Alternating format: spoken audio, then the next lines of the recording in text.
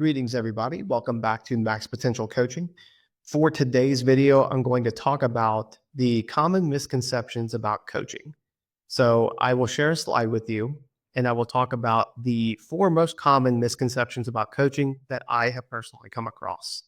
If you think I'm not covering something that you think I should, drop a comment down below and let me know if there's something you think I should cover, or if there's a misconception that you've come across that maybe you think I've never heard of before.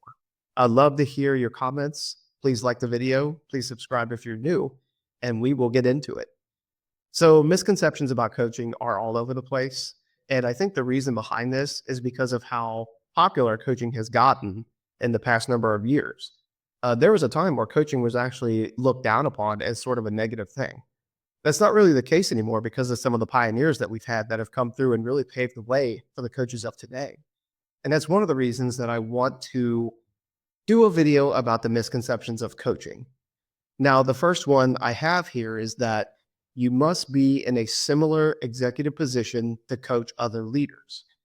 I understand why this exists, and it's because a lot of people don't really know what coaching is. They don't understand it to be the developmental tool that it is.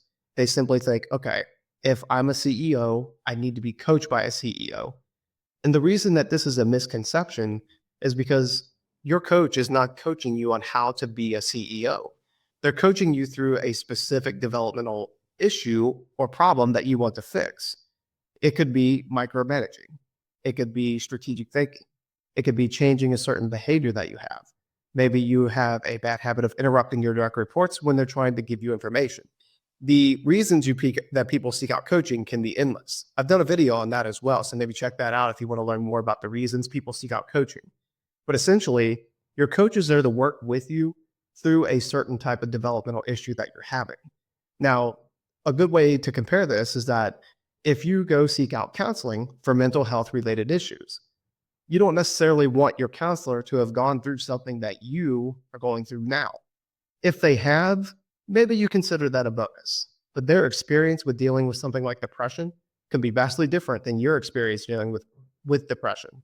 So it's a misconception because executives might think that the coach has to be an executive in order to coach them through what they need. You became an executive because you're very good at what you do. If you're a chief financial officer, you're rarely ever going to need a coach to actually coach you up on finance related skills or training or something of that nature. It's going to be more soft skills. It's going to be more behavioral based. It's going to be more change based, changing your thought process, changing the way you think about interacting with people, communication, the way that you conduct yourself at work. So the reason it's a misconception is because they're not coaching you on how to be an executive. They're coaching you on better workplace habits. So that's the first misconception. I also have a little saying down here. Can a surgeon fix your appendectomy if they've never had one themselves? If you're in the hospital with appendicitis, I highly doubt you're going to care if that surgeon has had an appendicitis or an appendectomy themselves. You're just going to want to know, is this surgeon capable of doing this?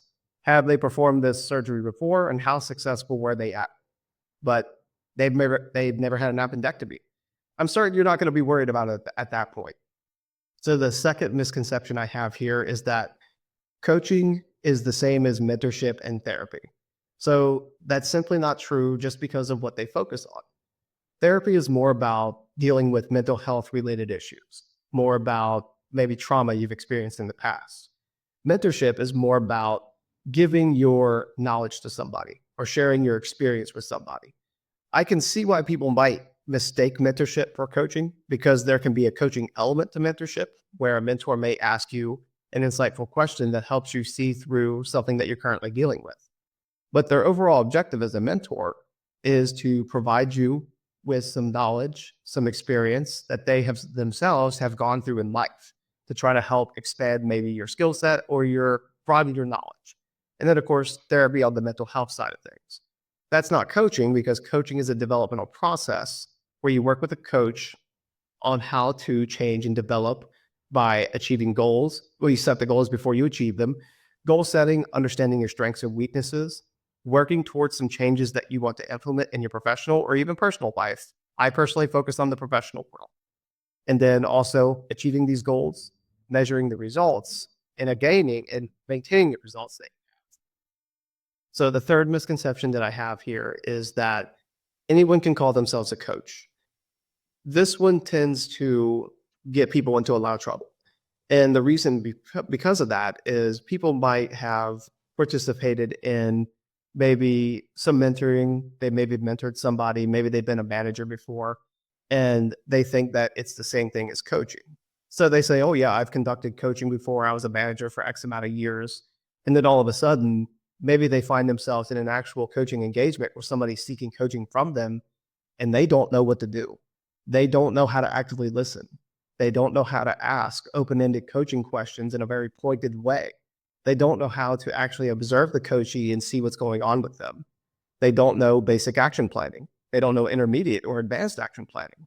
They don't know how to actually get results for this person that they're supposedly coaching. So when anyone calls themselves a coach, and this does happen a fair amount today, I see it all the time actually, tends to be, folks who are a little more senior in the career. Maybe they've been in management for 20, 30 years or so. Maybe they're a senior leader. And maybe these people can be effective coaches, but they typically don't have any training, typically don't have any experience with this. They might mistake a performance related session with an employee as an actual coaching session when they were actually correcting somebody's behavior. So very much not the case. Anyone can call themselves a coach. You do have to be careful with this because there are posers out there. So make sure you vet your coach very carefully. So the fourth common misconception that I have here is that coaching is not for successful people. This is absolutely false. 100% just not true. The more successful someone is, the more likely they are to actually benefit from coaching. The reason that they became successful is because they're very good at their craft. Maybe they're very good at developing their product, selling their product, marketing their business, building the business overall. People can be incredibly skilled in these areas, but coaching is not meant to correct that aspect.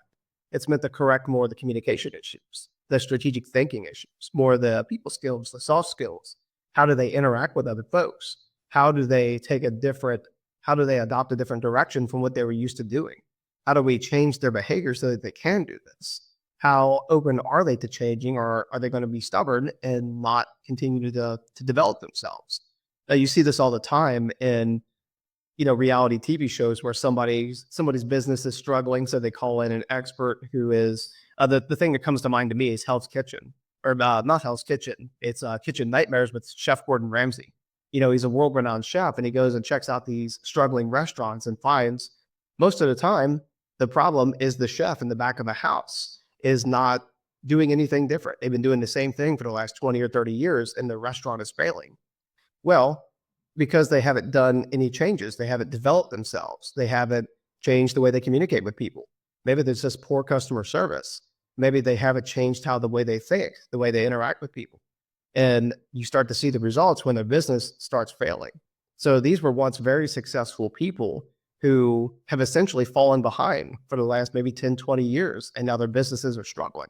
So this is why coaching is not for successful people is just dead wrong. That's just not the case. So to close out, what I have here at the bottom is a coach doesn't have to have a similar work history to effectively coach you. The reason behind that is because the coach is focusing on different things than what your job or your company focuses on. So these are some of the most common misconceptions I've come across. A lot of people in senior positions think they need another executive to coach them.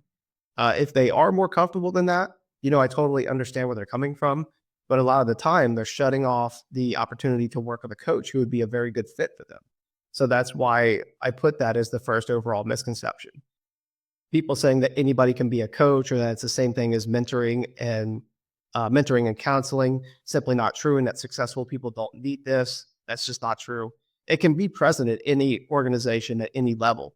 It tends to be more likely with higher ups, with people in executive leadership, maybe senior leadership, middle management. A lot of people with direct reports, they tend to take on the majority of coaching. And you can have individual contributors that also receive coaching, but it's a little less likely than somebody maybe in management or senior leadership. So that covers the misconceptions that I've come across. Like I said earlier in the video, if you've come across something that I did not cover here and you want to talk more about it, consider leaving a comment. I'll respond to you. consider liking the video, consider subscribing, and I'll see you guys in the next video.